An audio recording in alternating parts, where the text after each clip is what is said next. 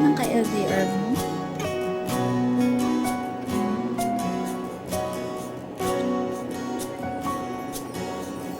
Kahit away batik siya at siya pa din ang pipiliin mo.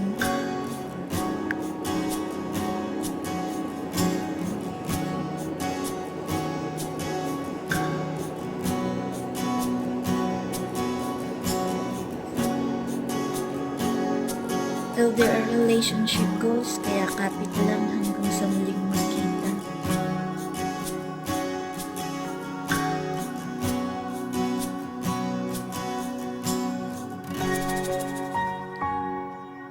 Kahit gaano kayo kalayo sa isa't isa, hindi ito hadlang kung tunay kayong nagmamahal.